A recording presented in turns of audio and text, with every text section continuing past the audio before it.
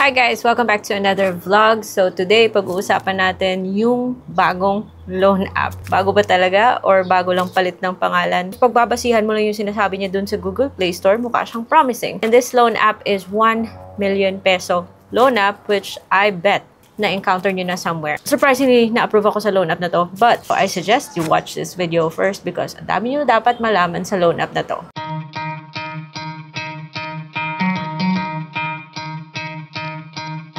It's Ate here, and kung hindi pa kayo subscribe, please subscribe to my channel because dito pinag-uusapan natin yung iba't ibang mga online platforms. Not to promote these platforms, but for you guys to have better understanding para naman makapag-decide kayo kung okay ba yung loan app o hindi. And of course, hit that bell notification button para kung ako'y mag-vlog, especially mga legit na mga online loan platforms, alert kayo at hindi kayo mahuli. But for now, pag-usapan muna natin tong mukhang bago na loan app sa Google Play Store. I don't know guys kung anong connect. While I was trying the app, kaagad kong na-sense yung si Credit Cash, yung dati sa kay Microdot. Probably I'm just making absurd connections here.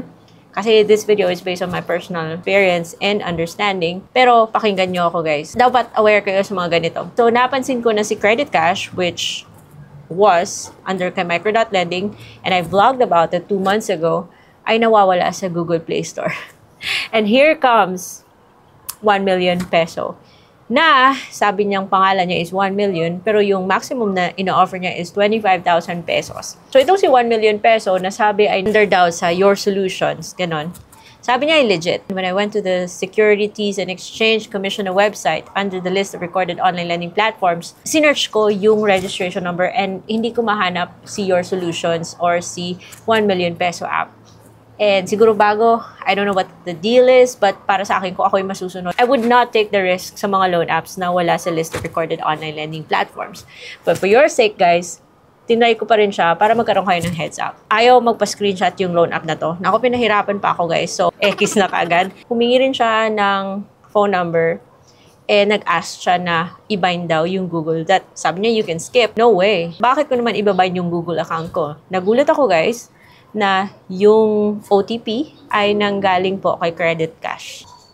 So, pinagpatuloy ko pa rin yung aking application kahit ang hirap kumuha ng screenshots. Kailangan ko siyang picturean. So, pagpasensyahan nyo na if madilim yung screenshots ko, guys. So, ayun, lumabas po yung kanyang mga, kahit na doon pa lang sa permission declaration, ayaw nyo nang pa-screenshot.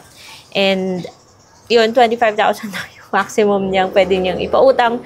Pero kayo mag-expect na kung first time kayo. Ako nga, sa dami-dami ng mga legit na mga loan apps yung nag-approve sa akin, yung in-approve sa akin dito is 1,000. Hindi mo siya buong matatanggap. Ito, humingi rin siya ng permission sa location. Humingi siya ng permission na ma-access yung usage. And I did. I had to. And then yung mga basic information na hihingi niya, kasama na dun is marital status, purpose of the loan, education level, payroll period, email, monthly income. Add more info to increase quota. Di nga ako nag-click ng continue, kusa na siyang pumunta sa next page, which is sa paghingi ng ID. And before that, humingi po siya ng permission. Lumabas na yung mga IDs, recommended IDs, yung mga IDs na tinatanggap niya. At ito na, yung nakakatakot na part. Nung pinili ko yung driver's license, may pinakita po siyang example ng driver's license. Tinakpan niya yung mata, pero kitang-kita yung lahat ng details. Kakatakot kasi malay mo in the near future or baka malay mo yung ID mo na yung maging example dito. So I gave my driver's license. Pwede ka naman kumuha ng dummy na driver's license, yung 00 yung mga details sa Google. Bakit ka gumamit? Mukhang totoong driver's license, diba nakakatakot? Patapos mong picturean yan, lalabas po yung mga details na nasa ID mo. And then mag-facial verification ka na. Pagkatapos hihingi po siya ng iba't ibang mga payment channels. At kahit na nagbigay ka na ng isang payment channels, magsasuggest siya na magdagdag ka pa ng isang payment channel in 3 minutes. And then yun, lumabas yung offer niya. Akala ko 500 yung offer niya. Pero, napasilip ako dun sa baba at dun ko nakita na yung offer niya pala is 1,000. And then, yung 500, yun yung matatanggap mo after the fees. After 7 days, babayaran mo 995. Free na lang daw yung 5 pesos. Basta mabayaran mo yung 995 after 7 days. Napaka-misleading niya, diba? Kasi if babasihan mo yung screenshot niya at yung sinabi niya dun sa loan agreement, parang kala mo, ang ganda-ganda ng loan app na to. Pero, yung pinakita niyang offer, yung matatanggap mo, is far different from, So, here, masasabi mo, expectations don't meet reality talaga. So, nakakatakot yung loan app na ganito. Tanggap ko nga yung 500 kasi tinry ko kung matatanggap. Pero guys, hindi po siya accidental na kasi mag-ingat kasi kayo sa pagpindot ng pindot. Kasi, meron naman po dito chance na makapag-decide ka kung iti-take mo o hindi.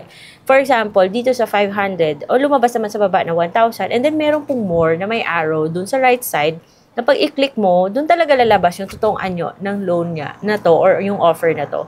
So, may pa 130 days daw siya para lang masabing long term, pero 7 days pa lang bayad ka na. Parang sobra-sobra yung interest na, kahit na sabihin niya 0% interest, but ganun pa rin yun eh. More than 15% po, which exceeds yung cap ni BSP, which is only 15% per month for no collateral loan. Sama na dapat dun yung mga services, yung mga service fees, admin fees, whatever fees, pero ito sumobra siya ng 15%. So, hindi po okay yung kanyang offer.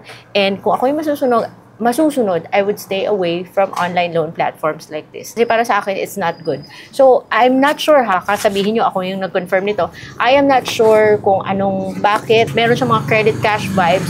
If you want to see that vlog about credit cash na under Sakay Microdot, I made a video about that 2 months ago, which manonotice mo doon na yung ayaw niya rin pa screenshot. Ito ayaw rin pa screenshot. Yung mga pages niya, yung interface niya, parang parehas talaga. Nag-iba lang siya ng kulay. May slight difference sa kulay pero it's still shade of yellow. I don't know with you guys, pero na-feel ko talaga na it's just credit cash. Reincarnated credit cash, or I don't know, siguro binenta nila yung technology nila sa ganitong company. Pero please exercise caution at hindi ko naman kayo mapipigilan kung gusto niyo talaga mag-loan ito. Pero yung importante is meron na kayong alam, advanced knowledge, meron kayong tamang expectations. Kasi ang hirap na guys, basta-basta nang nagbibigay ng ganitong information. Alarm ako, okay sana kung fake yung driver's license, nilagay lang nila doon para lang may maipakita ang example, pero mukhang para sa akin mukhang siyang totoong driver's license eh. Tapos tinakpan pa yung mata. Please, pag-isipan bago umutang sa mga ganitong mga loan apps. It helps na mas maganda yung loan app ay nandun talaga sa list of recorded online lending platforms, sa SEC na website, kasi nakaka-problema nga tayo sa mga loan apps na andon, ibang mga loan apps, how much more yung wala, diba? Makes sense, diba? Para sa akin, X to, and I've seen a number of red flags, and I want you guys to be aware. And again, hindi ko po sinisiraan yung loan app na to. It's just that bad vibes po yung na-sense ko while I was trying this app. But pinopromote ko yung pag-iintindi, pagiging maingat, at research muna tayo bago tayo sumubok ng loan app. Kayo naghahanap ng mga online loan platforms that are far better than this loan app and legit talaga ha. I suggest you check out this playlist. It's right here. Loan apps by Ate Red. And I hope hindi kayo maligaw. Pero for now, I would stay away from this loan app. And I hope that helps you guys. And I will see you on my next vlog. Bye!